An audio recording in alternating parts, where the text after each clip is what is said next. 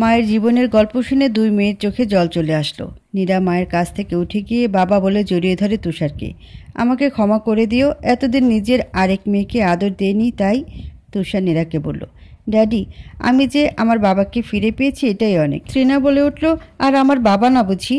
তৃণা আমায় যখন তোমার কথা বলেছিল তখনই বুঝেছিলাম তুমি যমজ, বিধায় একই রকম হয়েছ। কিন্তু যখন তৃণা তোমার বরকে চায় তখন খুব কষ্ট পেয়েছিলাম যে দুইটা মেয়ের সব পছন্দ একই কেন হলো। এরপর আর দেরি না করে চলে আসি তৃণার কাছে। আবির সম্পর্কে সব খোঁজ নিই। আগে আবিরের মম ড্যাডের সাথে দেখা করে তাদের সব খুলে বলি। এরপর তৃণাকে খুশি করতে আবিরের কাছে তৃণাকে যেতে দিল। সব ঘটনা আবিরকে খুলে বলি বিয়ের অনুষ্ঠানের দিন রাতেই। তাই আবির খুব একটা টেনশন করেনি তোমাকে নিয়ে। নীরাকে এই কথাগুলি বলেই তৃণাকে বলে, আমাকে ক্ষমা করিও, আমি চাইনি তুমি তোমার বোনের স্বামীকে ভালোবাসো। যাই হোক, নিজের ভুল বুঝতে পেরেছো এটাই অনেক। সরি বাবা, মাফ করে দিও বোন, তৃণা দুজনকেই বলে। অনেক রাত হওয়াতে দুই বোন গল্প করতে করতে ঘুমিয়ে পড়ে এক বেডি। আরেকটা বেডে তুষার আর হেনা বসে গল্প করতে করতে সকাল হয়ে আসে, সে খেয়াল নেই তাদের। পুরনো ভালোবাসা বুঝি ফিরে এসেছে, সব ভুল বোঝাবুঝি দূর হয়ে গেছে যেন। হেনা কথা বলতে বলতে তুষারের কাঁধে মাথা রেখে ঘুমিয়ে পড়ে। আর তুষারও পুরনো ভালোবাসার মানুষের মাথায় হাত রেখে হাত বুলিয়ে দিচ্ছিল। দরজা লক করা ছিল না। তখনই মাসুদ এসে মাকে অন্য লোকের কাঁধে মাথা রাখতে দেখে রাগান্বিত হয়ে যায়। বাবা, আহ কি প্রেম, আমি আগে জানতাম না আমার মা চরিত্রহীনা। হেনার ছেলে মাসুদ বলে উঠল। হেনার ঘুম ভেঙে যায়। নীরা তৃণাও একসাথে জেগে ওঠে। সবাই শুনতে পায় মাসুদের জঘন্য কথাটা।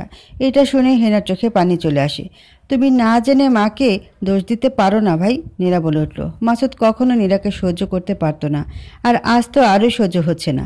তুই চুপ থাক, নিজের মাকে একটা লোকের পাশে দেখে তোর খারাপ না লাগতে পারে, আমার ঘৃণা হচ্ছে। মাসুদ বলে উঠল, ওই লোকটাই আমার বাবা, আর আমার মাও কোনো দোষ করেনি। নীরা বলল, আরে বাহ, একটা অচেনা লোক এখন তোর বাপ হয়ে গেল, কি ক্যারেক্টার তোদের মামের। তোমার চরিত্র দেখি তোমার বাবার মতোই হয়েছে, না বুঝে অন্যকে দোষারোপ করছো। নীরা বলল, এই চুপ করো তোমরা, এটা হাসপাতাল, এখানে এমন করতে নেই। বাবা মাসুদ, তোমার সাথে জরুরি কিছু কথা আছে, বাইরে এসে সব বুঝিয়ে বলছি। তুষার বলল, এই লোক আপনি চুপ থাকেন। এরপর নিজের মাকে বলে, আর আপনার মতো মহান মাকে যেন আমাদের বাড়িতে আর না দেখি। মাসুদ বলল। এটা বলে মাসুদ বের হয়ে চলে যায় ওদের কেবিন থেকে। হেনা এইসব শুনে প্রচুর কান্না করে। এরপর তৃণা মাকে জড়িয়ে ধরে অনেক কাঁদে। তৃণা খুব জেদি ছিল, আর এইসব দেখে নিজেকে কন্ট্রোল করতে পারছে না। একটু অস্বাভাবিক আচরণ বেড়েই চলেছে তৃণার। তৃণা বাবার সাথে জেদ ধরে মাকে নিয়ে বাড়ি ফিরে যাবে। হাসপাতালে আর থাকবে না সে। তাই তুষার সব বিল মিটিয়ে বাড়ির উদ্দেশ্যে রওনা দেয়। আবিরকেও জানিয়ে দেয় তুষার। দুই বোন আজকের দিন একসাথে থাকতে চেয়েছে, তাই আবির আর নীরাকে নিতে চায় না, শুধু ফোন করে নীরাকে। হ্যালো মাই ডিয়ার ওয়াইফ, বাবা মা আর বোনকে পেয়ে মনে হয় আমায় ভুলেই গেলে। কি যে বলেন না আপনি, আপনাকে ভুলি কেমন করে? তবে কথাগুলি মন খারাপ করে বলে নীরা। কি ব্যাপার, এত মন খারাপ কিসের জন্য? আবির বলল, আপনি কেন জানি সব কিছুই আগে আগে বুঝে ফেলেন। তোমার মতো তো আর পচা নেই, ভালোবাসি তোমাকে, বুঝতে হবে। যাই হোক, কি হয়েছে বলো। নীরা ভাইয়ের কথা খুলে বলে আবিরকে। এরই মাঝে তৃণা এসে ফোনের কাছে মুখ নিয়ে বলে, সরি দুলাভাই, আপনার থেকে আপনার বউকে ছিনিয়ে আনা উচিত হয়নি। খুব মিস করছেন বুঝি বউকে। তিনজনে হেসে উঠে এই এক কথাতে। এদিকে বাসার সবাইকে নামিয়ে দিয়ে তুষার কি যেন কাজে গেছে, তাই হেনা দুই মেয়ে আর সায়রার সাথে গল্প করছেন। আর এদিকে মাসুদ মনে মনে খুবই রেগে আছে। বাবার পাশে গিয়ে বলে প্রতিজ্ঞা করে, মায়ের এমন প্রতারণার প্রতিশোধ সে নিবি। তুষার নিজের ভুলের জন্য কিছু কাজ করে কোর্টে গিয়ে বাসায় এসে একটা চিঠি লিখে মাসুদের নামে, সেটা আবার পাঠানোর ব্যবস্থা করে এসে খাওয়া শেষে ঘুমিয়ে পড়ে। একদিন নীরা মা আর বোনের কাছে থাকার পর আবির এসে নীরাকে নিয়ে যায়। না আর ওর মা থাকে, আর সায়রা আছে। তিনজন বসে গল্প করছিল। এই সময় একটা খারাপ নিউজ আসে বাসায়। এতে তৃণা আর হেনা দুজনেই কান্নায় ভেঙে পড়ে। তাড়াতাড়ি হাসপাতালে যায় দুইজন। ওইদিকে নীরা আর আবিরকেও ফোন দিয়ে জানায় খারাপ সংবাদটার কথা। নীরা এটা শুনে খুব কষ্ট পায় আর তাড়াতাড়ি হাসপাতালে ছুটে যায় আবিরকে সহ। মাসুদের কাছে চিঠি আসে, ঠিকানা নাই, তাও সে সেটা খুলে পড়তে শুরু করে। তুষার মাসুদকে সব কিছু জানিয়ে দেয় সেই চিঠিতে। এমনকি তুষারের জন্য মাহমুদের যতটা সম্পত্তি লস হয়েছে সেগুলো সম পরিমাণ সম্পত্তি মাসুদের নামে লিখে দেয় তুষার। মাসুদ সব কিছু পড়ে নিজের ভুল বুঝতে পারে, কিন্তু ততক্ষণে অনেক দেরি হয়ে গেছে তার। ক্ষমা চাওয়ারও আর সুযোগ নেই মাসুদের। কি করবে বুঝতে না পেরে মাথায় হাত দিয়ে বসে পড়ে মাসুদ। তুষারের গাড়ির ব্রেকটা নষ্ট করে দেয় মাসুদ। তুষার গাড়িতে ওঠার পরে ব্রেকের জন্য দুর্ঘটনা ঘটে। মাথায় প্রচুর আঘাত পায় তুষার। এছাড়া হাতের 2টা হাড় ফ্র্যাকচার, 2 পাই ফ্র্যাকচার, সাথে স্পাইনাল কর্ড ইনজুরি হয়েছে। এত মারাত্মকভাবে আঘাতপ্রাপ্ত হয়ে তুষার মৃত্যুর সাথে লড়ছে। নীরা বাবা থেকে দূরে থেকেছে বলে কষ্ট পেলেও তৃণার কষ্টটাই ছিল বেশি। বারবার জ্ঞান হারাচ্ছে আর পাগলের মতো প্রলাপ বলছে। তৃণার হাহাকার মা বোন মিলে কেউ থামাতে পারছে না। এদিকে মাসুদ এসে লুকিয়ে লুকিয়ে সবার আহাজারি দেখছে, কিন্তু সামনে আসছে না। আসলে কি বলবে এসে? অ্যাক্সিডেন্টটা তো হয়েছেই তার জন্য। যে বাবা তাকে আর তার মাকে অত্যাচার ছাড়া কখনো ভালোবাসেনি, তার জন্য প্রতিশোধ নিতে গিয়ে যে মানুষ তাদের ভরণপোষণ চালিয়েছে তাকেই খুন করার চেষ্টা, এটা মহা অন্যায় হয়ে গেছে। নিজের মাঝে প্রচুর অনুশোচনা জন্মেছে। নীরা মাসুদকে দেখতে পেয়ে এগিয়ে আসে। ভাই তুমি এসেছো? বাবা খুব অসুস্থ, আর রাগ করে থাকিও না প্লিজ। মাসুদের চোখ দিয়ে আজ পানি ঝরছে। যে বোনকে কখনো আদর দেয়নি তাকে জড়িয়ে ধরে খুব কাছে আজ কান্না মুছে বলে, মাফ করে দিস। কেন, কি করেছো তুমি? কেন মাপ চাইছো? নীরা বলল, খুব বড় অন্যায় করে ফেলেছি রে। বাবার মতো ওই লোকটাকে আমি মেরে ফেলতে চেয়েছিলাম। মাসুদ বলল, কি বলছো তুমি? আমি এগুলো বিশ্বাস করতে পারছি না। বাবাকে তুমি? না, এটা হতে পারে না। আমাকে পুলিশে দে তুই, আমার পাপের প্রায়শ্চিত্ত করতে চাই। এই কথা আর কাউকে বলিও না। আমার ভাই এর ক্ষতি আমি কিভাবে চাই বলো? মা তোমাকে অনেক ভালোবাসে। এখন তোমার উচিত মা আর তোমার আরেক বোনের দিকে খেয়াল রাখা। তৃণা খুব ভেঙে পড়েছে। মাসুদ এগিয়ে যায়, সবার কাছে নিজের কষ্ট প্রকাশ করে। হেনাও ছেলেকে জড়িয়ে ধরে কান্না করে খুব। আবির নীরার কাছে এসেছে। নীরা আবিরকে দেখে আবিরের কাছে গিয়ে কান্না শুরু করে। এত টেনশন করো না নীরা, দেখিও বাবা ঠিক হয়ে যাবে। এতদিন পর বাবাকে দেখলাম, আর বাবা কি না কথা বলতে পারে না কান্নাতে। নীরা, সব ঠিক হয়ে যাবে, চুপ করে একটু ধৈর্য ধরো প্লিজ। আবির বলল। বোনের মুখের দিকে তাকানো যাচ্ছে না, বারবার জ্ঞান হারাচ্ছে। আর এখন জ্ঞান গেছে, ফিরছে না। পাশের কেবিনে ভর্তি করা হয়েছে। আমি সবাইকে বলে দিয়েছি, স্পেশাল কেয়ার নেবে সবাই। দেখিও সবাই সুস্থ হবে। এখন ভেঙে না পড়ে দোয়া করো, এটাই সবার জন্য মঙ্গলজনক হবে। এভাবে 10 দিন পার হয়ে যাচ্ছে, কিন্তু অবস্থার উন্নতি কারোরই হয়নি। তুষার আইসিইউতে অজ্ঞান হয়ে আছে। সব রকম চিকিৎসা তার চলছে। আর তৃণার জ্ঞান ফিরলেও কথা বলা বন্ধ হয়ে গেছে। শুধু সবার দিকে তাকিয়ে থাকছে, মাঝে মাঝে একা একাই কথা বলছে। আর হেনার কথা অনুযায়ী মাসুদি তুষারের সব ব্যবসা দেখছে। তৃণাকে নিয়ে কি করবে এখন? ওকে একবার সাইকোলজিস্টের কাছে নিয়ে গেলে ওর জন্যই ভালো হতো। কি বলছো? বোন কি পাগল নাকি? পাগল হয়নি, মানসিকভাবে ভেঙে পড়েছে। আর এর চিকিৎসা এখনই না করালে ওর আরও ক্ষতি হয়ে যেতে পারে। আবির বলল, কার কাছে নিয়ে যাবে? নীরা বলল, সবচেয়ে বড় সাইকোলজিস্ট তো সাইফ আহমেদ। কেন, ওনার কাছে নিলে নিবে? কিন্তু কেন বলছো এসব? না কিছু না, পরে একসময় বলবো। তৃণার জন্য ওনার কাছে কালই অ্যাপয়েন্টমেন্ট দিয়ে রাখি তাহলে। মাসুদকে এখন অনেক কাজ সামলাতে হচ্ছে। এত বড় বিজনেস অন্য কারো হাতে দিলে খুব লসই খাবে, তাই নিজেই সব চালাবে ভাবে। বোনদের অংশ, তার অংশ, সব কিছুই এখন তাকে ম্যানেজ করতে হচ্ছে। আর হেনা একবার তুষারের কেবিনের সামনে দাঁড়িয়ে কাঁদে, আবার তৃণার সামনে গিয়েও কাঁদে। আবি নীরা এসেছে সাইকোলজিস্ট সাইফ আহমেদের কাছে। তৃণা অনেক ডিপ্রেশনে আছে, সেটা ডাক্তার সাহেব বললেন। ভেতরে রোগীর সাথে একজন যাবে, তাই আবির বাইরে বসে থাকে আর নীরা ভেতরে যায়। তৃণার হয়ে নীরাই সব কথা বলে ডাক্তারকে। ডাক্তার সাহেব 2 বোনের দিকেই তাকিয়ে আছে। দুইজনে হুবহু দেখতে, আর অসম্ভব সুন্দরী দুইজন। ডাক্তার 15 দিনের ওষুধ দিয়েছে তৃণাকে, আর 15 দিন পর তৃণাকে আবার দেখতে চায়। আবির নীরা আর তৃণাকে নিয়ে তৃণাদের বাসায় যায়। আসলে তৃণাকে জানতে দিবে না, তাই তুষার বলেছিল এটা ভাড়া বাসা, কিন্তু এটা তুষারেরই বাসা। মাসুদও বিজনেস সামলানোর জন্য এই বাড়িতেই থাকছে।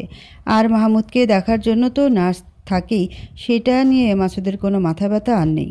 তুষারের অবস্থা ভালো হয়নি এখনও। লাইফ সাপোর্টে বেঁচে আছে, 15 দিন হয়ে গেল। তৃণা ওষুধ খেয়ে একটু কথা বলছে সবার সাথে, কিন্তু কিছুক্ষণ পর পর ড্যাডি তুমি কোথায় বলে কান্না করে আবার চুপ হয়ে যায়। এখন একটু হলেও মা বোনকে চিনতে পারছে তৃণা। কিছুদিন তো নীরাকে ওর আয়না ভাবত। নীরা সামনে গেলেই ভাবতো ওর আয়না এসেছে, তাই নীরাকে বলতো, আয়না তুমি হাঁটতে পারো? অনেকটা ছোট বাচ্চার মতো হয়ে গেছে তৃণা এখন। নীরাও তৃণাকে নিয়ে খুব চিন্তিত। এতদিন পর বাবা আর বোনকে পেয়ে বাবা হাসপাতালে, আর বোন কিনা পাগল হয়ে যাচ্ছে। এত সব টেনশনে নীরা আবিরকে এতটুকু সময়ও দিতে পারে না। আজ আবিরের অনেকগুলি ক্লাস নিতে হবে, তাই আবির নীরাকে সঙ্গ দিতে পারেনি। নীরা একাই তৃণাকে নিয়ে ডাক্তারের কাছে যায়। ডাক্তার সাইফ আহমেদের সামনে বসে আছে নীরা আর তৃণা। সাইফ প্রথমে 2 বোনকে দেখে নেয় কিছুক্ষণ। তৃণাকে বেশি ভালো করে পর্যবেক্ষণ করে সাইফ। তৃণা হালকা গোলাপি রঙের টপস পরেছে, আর চুলগুলো পিছনে বাঁধা। ঠোঁটে তেমন কিছু দেয়নি, সে এমনিতেই সুন্দরী। ড্রেসের জন্য তাকে বেশি সুন্দরী লাগছে। তারপর ত্রিনাকে জিজ্ঞেস করে, এখন কেমন আছেন? জি, কিছুটা ভালো। আপনি আমাকে এত ভয় পাবেন না। না না, ভয় পাই না, কথা বললেই এমন হয়ে যাচ্ছে। মানুষের জীবনে কখনো কখনো অনেক কিছু ঘটে, আর সেটাকে মেনে নেওয়াটাই সবচেয়ে উত্তম। আপনাকে আজ আমি একটা জায়গায় নিয়ে যেতে চাই, দেখবেন ভালো লাগবে। কি আপনি যাবেন তো? ট্রিনা মাথা ঝুঁকিয়ে না বলতে চায়, তখন নীরা ট্রিনার হাত ধরে থামিয়ে দিয়ে ডাক্তারকে বলে ওর একমাত্র বোনের ভালোর জন্য যেটা দরকার সেটাই যেন করেন। ট্রিনাও নীরার কথার সাথে একমত হয়ে গেল। নীরাকে চেম্বারে বসিয়ে রেখে ট্রিনাকে নিয়ে হাসপাতালের ভেতরে গেল। ট্রিনাকে সাহেব সবার সাথে কথা বলতে বলে। তাদের মাঝে এক একজনের এক এক কষ্ট। ট্রিনা সবার সাথে কথা বলা শুরু করে। প্রথমে এক বয়স্ক মহিলার সাথে কথা হয়। মহিলা বলে তার বাবা মা কেউ ছিল না, কিন্তু ভাগ্যক্রমে বড়লোক ছেলের সাথে বিয়ে হয়। সেখানে তার 3টা ছেলে আছে, কিন্তু ছেলেরা তাকে অবহেলা করতে করতে পরে আর খোঁজ নেয়নি। ট্রিনা নিজের কষ্ট বলে ওই মহিলাকে। নিজের দুঃখ শেয়ার করে নিজেকে একটু হালকা লাগছে। পরে আরেকজনের কাছে যায়। মহিলার 2 পা নাই, তাও সে হুইলচেয়ারে বসে ফুটবল খেলছে, ছবি আঁকাতে পারে, সবার সাথে বেশ হাসি খুশি আছে। ট্রিনা ওনার সাথে কথা বলে বেশ আনন্দিত হয়। মনে মনে ভাবে, বাবা নাই তো কি হয়েছে, আরও তো আছে, মা আছে, বোন আছে, তাদের জন্য তো নিজেকে মানিয়ে নিতে পারে। বাবা বাবা করে মা বোনকে কতই না কষ্ট দিচ্ছে সে। বেশ অনেকের কষ্ট দেখে নিজের কষ্ট খুব কম লাগছে ট্রিনার। তখনই সাইফ এসে বলল, কেমন লাগছে এখন? জি, বাবার জন্য মা বোনকে এত কষ্ট দেওয়া উচিত হয়নি। আপনি মেডিকেল স্টুডেন্ট, ভালো ছাত্রী, আপনার জন্য ভালো ক্যারিয়ার অপেক্ষা করছে। আপনার কি বিপদে ভেঙে পড়ার সাজে? আপনি অন্যকে বোঝাবেন, কখনো নিজে ভেঙে পড়বেন না। আমি এখন অনেকটাই বুঝতে পারছি। ক্লাস শুরু হবার পর তো আর মনোযোগী দেয়নি, কিন্তু পড়াশোনা তো করতেই হবে। সাইফ এত বছর পড়াশোনা করেছে, বিদেশেও গেছে, তার কত বড় বড় ডিগ্রি, কিন্তু কখনো কোনো মেয়েকে তার ভালো লাগেনি, অথচ এই মেয়েটাকে খুব ভালো লাগছে সাইফের। কথায় কথায় মেয়েটাকে সাইফ নিজের কার্ড দিয়ে দেয়, বলে যখনই ডিপ্রেশনে থাকবেন ফোন করবেন। সাইফ প্রফেশনাল কার্ড না দিয়ে পার্সোনাল কার্ড দিল। সাধারণত সবাইকে এই নাম্বার দেয় না। দুইজনের চেম্বারে ফিরে আসে। নীরা বোনকে হ্যাপি দেখে খুব আনন্দিত হয়। ডাক্তারের কাছ থেকে বিদায় নিয়ে দুইজনে বাসায় ফিরে। ট্রিনাকে নামিয়ে দিয়ে মায়ের সাথে কিছু কথা বলে নীরা আবিরের বাসায় ফিরে যায়। এত পরিশ্রম করে নীরা খুব ক্লান্ত হয়ে গেছে। বাসায় ফিরে নীরা অসুস্থ হয়ে পড়ে। রোমানা খালা এসে নীরার সেবা করে ঠিক করে। আবির সারাদিন পর বাসায় এসে নীরাকে বেডে দেখে চমকিয়ে যায়। কি হয়েছে, খুব ক্লান্ত তাই না? আসলে হ্যাঁ, এই কয়দিন যা যাচ্ছে তোমার উপর দিয়ে, এভাবে চলতে থাকলে তুমি আরও অসুস্থ হয়ে পড়বে। আমি যতক্ষণ থাকি তোমার কোনো ক্ষতি হতে দেব না।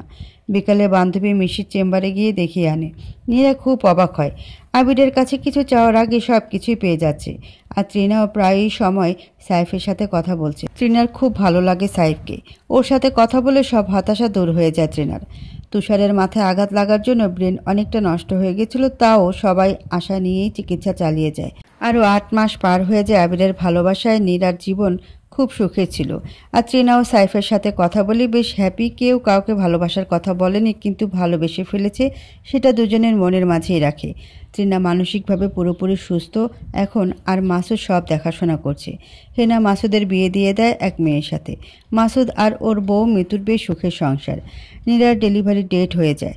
আবির তাড়াতাড়ি করে মিশির হাসপাতালে ভর্তি করে নীরাকে। সেখানে নীরার কোল জুড়ে আসে পিচ্চি একটা ছেলেবাবু।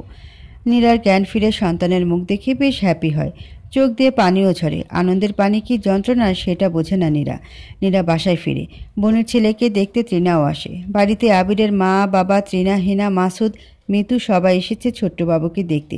সবার মাঝে আনন্দ। রুমটা একটু খালি হতে হেনা নীরাকে বলে, ট্রিনার যে কি হয়েছে, সব সময় ফোনে কথা বলছে। মা, প্রেম করছে মনে হয়। কার সাথে? সাইফ তোকে বলেছে ট্রিনা? এগুলো বলা লাগবে কেন? আমি কয়েকদিনের মাঝেই আবিরের সাথে এই ব্যাপারে কথা বলবো। ওকে, তাই বলিস। আবিরের বাবা মা নাতিকে পেয়ে যেন আনন্দে আত্মহারা হয়ে আছে। সব সময় নাতির কেয়ার খবর নেয়। এতদিন আবিরকে যতটা সময় দেয়নি, ব্যস্ততার জন্য নাতিকে আর আবিরকে সে সময়টুকু দেওয়ার চেষ্টা করছে। রাত্রে, শোনো একটা কথা ছিল। নীরা বলল, বলে ফেলো, তোমার সব কথা শোনার জন্য বান্দা হাজির। এইভাবে বলছো কেন? ভালোবেসে বলছি, বলে নীরার কপালে আবির কিস করে। আবিরের বেশ ইচ্ছে করে নীরার সাথে খুনসুটি করতে, কিন্তু নীরা এসব পছন্দ করে না। এবারও নীরা আবিরকে সরিয়ে দেয়। তোমার প্রবলেমটা কি? শুধু আমার সাথে ফাজলামি না করলে বুঝি তোমার চলেই না? এত রাগ করছো কেন? ওকে সরি, আর হবে না, কাজের কথা বলো। কিছু না, যাও সামনে থেকে। আবিরকে নীরা কখনো মন থেকে মেনে নেয়নি, তাই সহজে আপন করে নিতে পারে না। প্রায় সময় অপমান করেছে আবিরকে শুধুমাত্র একটাই কারণ, আবির নীরার কথাতে অপমান বোধ করে, তাও প্রকাশ করে না কখনো। নিজের অপরাধ বোধে নীরা তাকে হেলা করে সেটা সে জানে, তাই ঘুরে ঘুরে নীরার কাছেই যায়। নীরা বাইরে সবার সাথে হ্যাপি কাপলের অভিনয় করলেও আবির যখন একা থাকে ভালো বিহেভ কখনোই করে না। অনেকদিন পর তুষার চোখ খুলে দেখে অনেক আঘাত সহ্য করে কেউ সাধারণত বাঁচতে পারে না, কিন্তু তুষারের জ্ঞান ফিরেছে। এই খবরে সবাই হাসপাতালে যায়। আস্তে আস্তে মিস্টার তুষার রিকভারি করছে, ডাক্তার বললেন। এই কথাতে সবাই খুব আনন্দিত হয়, কিন্তু উনি সবাইকে হয়তো চিনতে পারবেন না, ডাক্তার বলে। আনন্দের হাসিটা দমে গেল। এতদিনের আশা আর পূরণ হলো না। ত্রিনাকে সাইফ ফোন দেয়। এখন কি করছো ম্যাডাম? সকাল থেকে খোঁজ নাই কোনো? কিভাবে খোঁজ নিতাম? বাহ, ভুলেই গেছো? তা নয়, বাবার জ্ঞান ফিরেছিল, কিন্তু ডাক্তার সাহেব বলেছে কাউকে চিনতে পারবে না। সে যে তোমাদের মাঝে আছে এটার জন্য শুক্রিয়া করা উচিত, তাই না? জি, আমি শুধু শুধু ওভার রিয়েক্ট করি। তা ম্যাডাম, সামনে তো এক্সাম, পড়াশোনা তো করেনি নিশ্চয়ই? এত সব ঝামেলাতে ক্লাস ঠিকমতো করতে পারিনি, তাই আজ থেকে কথা কম, শুধু পড়াশোনা হবে। সাহেব ত্রিনাকে পড়াতে থাকে, এতে ত্রিনার জন্য বেশ ভালো হয়। সাহেব অনেক ভালো বোঝাতে পারে। নীরা আবিরকে দূরে সরিয়ে রাখতে চাইলেও আবির সবসময় নীরার পাশে থাকার চেষ্টা করে, তাই নীরার পরীক্ষার জন্য আবির নিজ থেকে অনেক হেল্প করে। এতে নীরার ভালো লাগলেও মনের মাঝে পুষে রাখার রাগ থেকে আবিরকে দূরে রাখে। এত কিছু না ভেবে নীরা আবিরকে বলে দেয়, এবার সাইফের সাথে কথা বলা উচিত। কোন সাইফ? কেন ভুলে গেলে? ত্রিনার ডাক্তার। কি ব্যাপারে কথা বলবো বলো? ত্রিনার সাথে সাইফের বিয়ের ব্যাপারে। তুমি কি পাগল হয়ে গেছো? এখানে পাগল হবার কি হয়েছে শুনি? এই বিয়ে কিছুতেই সম্ভব নয়। কারণ? কেন? বিয়েটা হলে প্রবলেমটা কি? সাইফকে তো ভালোই লেগেছে। ত্রিনা খুব হ্যাপি হবে বিয়েটা হলে। তুমি ভাবছো ত্রিনা হ্যাপি হবে, কিন্তু আসলে সেটা হবার নয়। বাদ দাও এসব। তোমার এক্সাম খুব শীঘ্রই, কিছুদিন পড়াশোনা অন্তত করতে হবে। প্রেগনেন্সির জন্য, বাবার জন্য, আরও অনেক কারণে তুমি একেবারে ভেঙে পড়েছো। এখন আবার সব কিছু ঠিক করতে হবে। আমি আছি তোমার পাশে সবসময়, সব ঠিক হয়ে যাবে। দেখো আবির, আমি আমার কথা শুনতে চাচ্ছি না, আগে বলো সাইফের কি প্রবলেম। হ্যাঁ বলবো, তার আগে তোমার এক্সামটা শেষ হোক, সব বলবো। এখন বলে তোমার পরীক্ষার খারাপ করতে চাই না আমি। ওকে, আমি পরে শুনতে চাই সব কিছু। 2 মাস ভালোভাবে পড়ে ওরা, 2 বোনের এক্সাম শেষ হয়। নীরার ইচ্ছে করে আবিরকে ভালোবাসতে, কিন্তু ইগোর জন্য আবিরকে ইগনোর করে। আবির অনেক হেল্প করেছে নীরাকে, সব সময় গাইড দিয়ে পড়াতো। আর আবির আর নীরার ছেলের জন্য একজন নার্স ঠিক করে রাখে। নীরার পরীক্ষার জন্য কোনো ক্ষতি না হয় তার সব ব্যবস্থা করেছিল আবির। সাইফও ত্রিনার পরীক্ষার জন্য সব রকম হেল্প করে। ত্রিনার সব এক্সাম ভালো হয়, তাই সাইফকে ফোন করে ত্রিনা। মিস্টার ডক্টর, করছেনটা কি? এই তো মিসেস ডক্টর, তোমার কথা ভাবছি। কি যে বলেন না আপনি। যাই হোক, অনেক অনেক ধন্যবাদ। আমার সব এক্সাম ভালো হয়েছে আর সব কিছুই সম্ভব আপনার জন্য। তা আমার গিফটটা কোথায় ম্যাডাম? কিসের গিফট? বারে, আমি এত কষ্ট করলাম, আমার গিফট থাকবে না? এ হয় নাকি? ওকে, কি চাই আপনার বলেন, আমি অবশ্যই দিব। তোমাকে মানে? দেখা করতে চাই একবার। ওকে ডান। কোথায় আসবো বলেন? মুক্ত মঞ্চ এর পাশে যে রেস্টুরেন্ট, সেখানে আসো। ওকে ডক্টর। সাইফ এই প্রথম ত্রিনাকে দেখা করতে ডাকে। ত্রিনা মায়ের সাহায্য নিয়ে প্রথমবারের মতো শাড়ি পরেছে। লাল শাড়ি পরে ত্রিনাকে অপসরের মতো সুন্দর লাগছে। চোখে গাঢ় কাজল দিয়েছে, হাত ভর্তি লাল চুড়ি, ম্যাচিং গহনা পরেছে আজ। চুলগুলি খোপা করে বেঁধেছে ত্রিনা। সাইফ একভাবে তাকিয়ে আছে ত্রিনার দিকে। এইভাবে তাকালে তো নজর লেগে যাবে, তাহলে তো আমি কালো হয়ে যাব, তখন কিন্তু আর তাকাবে না আমার দিকে। সরি। কেন? ও বুঝেছি, যে ডক্টর সবার চিকিৎসা করে, আজ বুঝি তার চিকিৎসা আমাকেই করা লাগবে। সাইফ ত্রিনাকে চমকিয়ে দিয়ে সবার সামনে প্রপোজ করে আর একটা ডায়মন্ডের রিং ত্রিনার হাতে পরিয়ে দেয় সাইফ। ত্রিনা এত খুশি হয় যে আনন্দের চোখে পানি চলে আসে। সাইফ ত্রিনার চোখের কাজল নিয়ে গলায় মাখিয়ে বলে, আর কারো নজর লাগবে না, এখন থেকে শুধু তুমি আমার ত্রিনা। ত্রিনা সাইফের বুকে শান্তি খুঁজে নেয়। মাসুদ বাবা হতে চলেছে, সেই খুশির খবরে আনন্দে আছে। এরই মাঝে তুষারকে হুইল চেয়ার করে বাসায় আনে। তুষার এখন অনেকটাই সুস্থ আগের চেয়ে। এরই মাঝে ত্রিনা ফিরে এসে সবাইকে খুশির সংবাদটা জানায়। তুষার ব্রেন ড্যামেজ হলেও মেয়েকে চিনতে পেরেছে সে, তাই মেয়ের খুশির খবরে তুষারও খুশি হয়। নীরাকে ফোন দিয়ে ত্রিনা সবটা জানায়। নীরাও বেশ খুশি হয় গুড নিউজটা শুনে। জানো আজ কি হয়েছে বলো?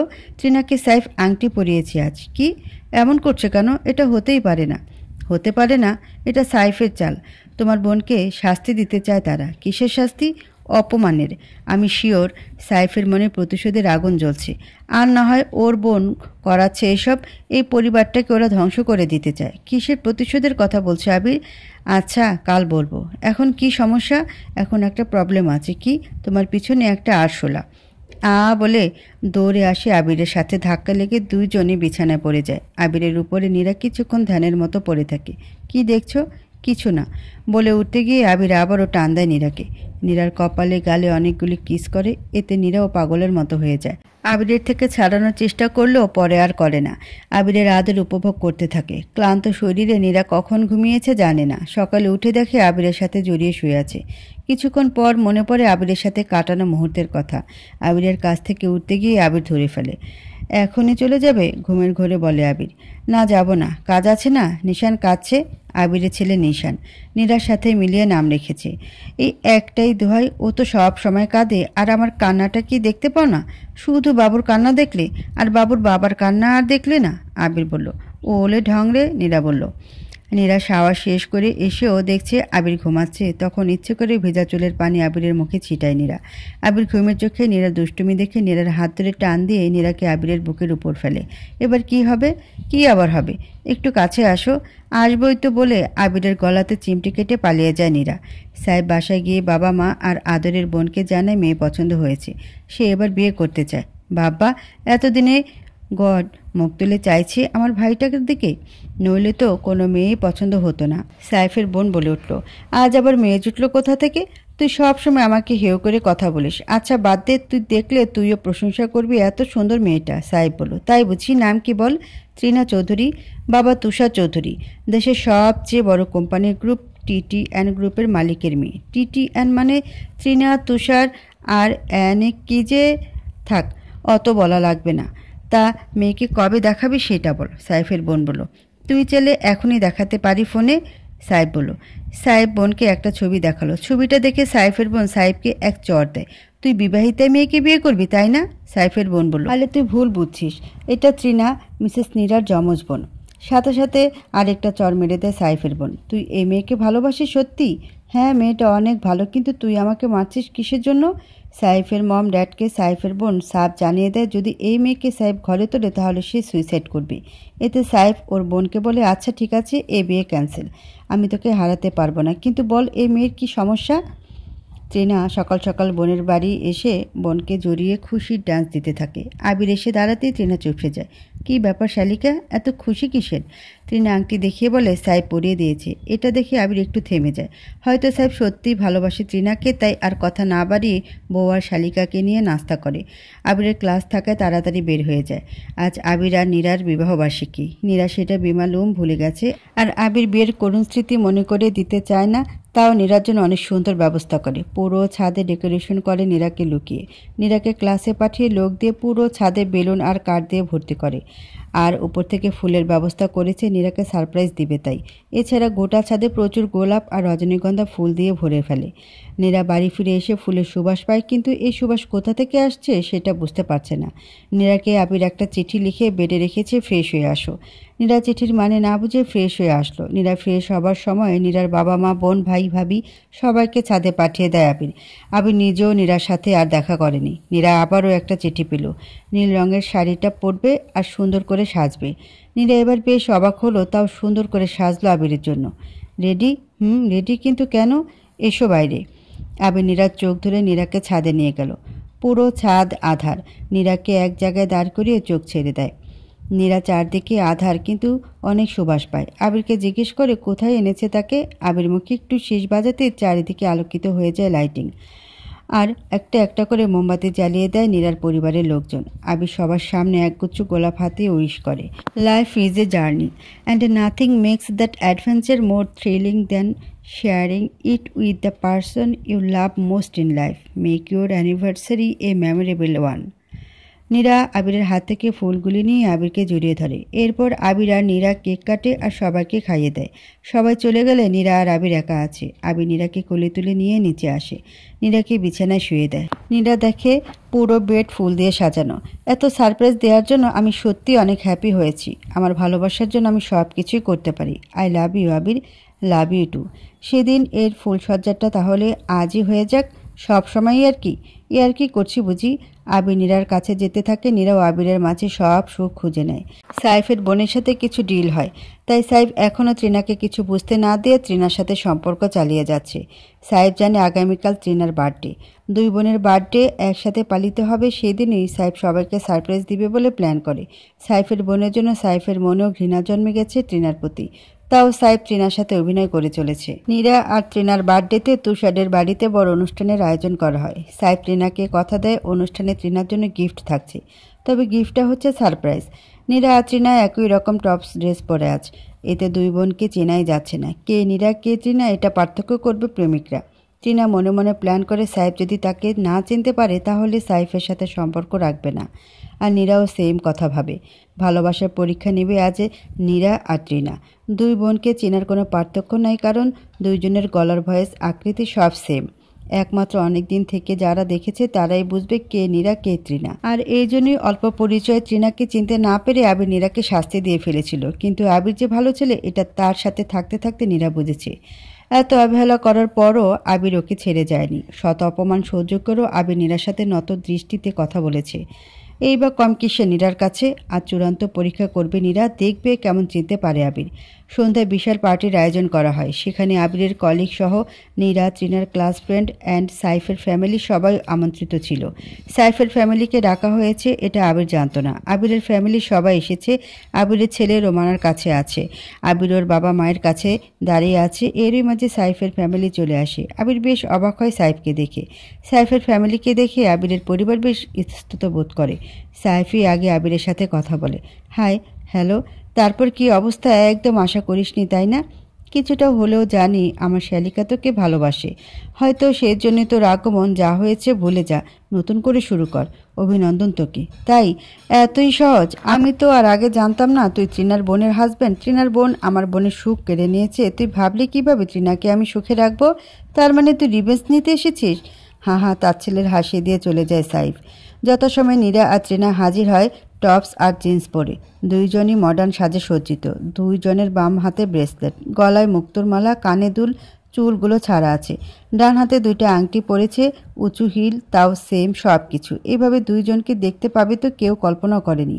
এরই মাঝে অ্যানাউন্স করা হয় আবির আর সাহেব যদি ওদের চিনতে না পারে তাহলে নীরা আর তৃণা কে ওদের সাথে থাকবে না। সাহেব মনে মনে ভাবছে যে করেই হোক চিনতেই হবে, নইলে সব প্ল্যান বৃথা যাবে। আবির সাহেব দুজনেই নীরা আর তৃণাকে চেনার চেষ্টা করে। আবির একটা মেয়ের হাত ধরে, একই সাথে সাহেব অন্য মেয়ের হাত ধরে নেয়। দুইজন একই সাথে প্রেমিকাদের বাম হাত ধরে। নীরা আবিরকে জড়িয়ে ধরে বলে, কিভাবে চিনলে? এনগেজমেন্ট রিং তোমার বাম হাতে আর তৃণার নাই, এটাই পার্থক্য দুজনের। তুমি এনগেজ তাই? আর সেম প্রশ্ন তৃণা সাইফকে বলে। সাইফও বলে, তোমার রিং ফিঙ্গারে রিং নাই তাই? বলে সাইফ একটা রিং বোনের হাত থেকে নিয়ে সবার সামনে পরিয়ে দেয় তৃণাকে। এই সময় আবির নীরাকে বলে, I just wanna hold you tight in my arm and whisper in your ear, I love you. Abir নীরাকে জড়িয়ে ধরে সবার সামনে। নীরাও লজ্জা পেয়ে যায়। সাইফও তৃণাকে বলে, পৃথিবীর কিছুই চাই না শুধু তোমার ভালোবাসা ছাড়া। তৃণাও সাইফের বুকে নিজেকে সঁপে দেয়। সবার হাততালিতে মুখরিত হয়ে ওঠে পরিবেশ। নীরা আর তৃণা একসাথে কেক কাটে প্রথমবার। সবাইকে কেক খাওয়ায় দুই বোন। নীরা এতক্ষণে সাইফের বোনের দিকে খেয়াল করে মুখ বিষণ্ণ হয়ে গেল। এত অনন্যা মানে আবিরের যার সাথে বিয়ে ঠিক হয়েছিল। রাতে আবির নীরা বাসায় আসার পর আবিরকে নীরা জিজ্ঞেস করে, তুমি কি মেয়েটাকে ভালোবাসে কিনা জানি না, বিয়েটা শুধু ঠিক হয়েছিল, হয়তো মায়া জন্মে গেছিল জানো। ওর জন্য প্রথম গিফট কিনি দুইটা শাড়ি, ওকে দিব ভেবেছিলাম, কিন্তু তার আগে অ্যাক্সিডেন্টে তোমাকে দিয়ে দিই। তোমার কি মনে আছে তোমাকে প্রথম যে শাড়ি পরিয়েছিলাম সেটা অনুকে উদ্দেশ্য করে কেনা ছিল? বুঝেছি। এর প্রতিশোধ নিতে চায় সাইফ তাই না? এর জন্য তুমি আমাকে বলেছিলে সাইফ তৃণাকে ভালোবাসে না। সাইফ আর আমি একসাথে পড়েছিলাম। এই সুবাদে অনু আমাকে পছন্দ করে আমার বাবা মায়ের কাছে বিয়ের প্রস্তাব দেয়। সাইফের চেয়ে ভালো সাইকোলজিস্ট ছিল না বিধায় ওর কাছে পাঠিয়েছিলাম, কিন্তু আমি নিজে দেখা করিনি, কারণ চিনে ফেলে শত্রুতা করত। এখন কি হবে? একমাত্র অনুই পারবে এই বিয়ে ঠিক করতে। অনুর সাথে কথা বলতে হবে। ওকে তাই বলো।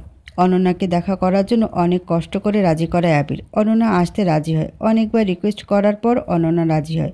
একটা রেস্টুরেন্টে দেখা করে আবির আর অনন্যা। হ্যাঁ, কি সমস্যা বলে ফেলো, রাগী কণ্ঠে বলে অনন্যা।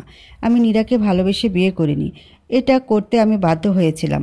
আমার তোমাকে ব্যাপারটা জানানো উচিত ছিল, কিন্তু আমি না জানিয়ে তোমাকে এড়িয়ে গিয়েছিলাম। I am sorry, please forgive me.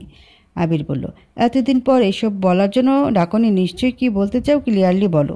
Nira মেয়েটা নির্দোষ ছিল। একটা অ্যাক্সিডেন্ট হয় নীরার সাথে, যাতে সে কনসিভ করে। সব দোষ আমার ছিল।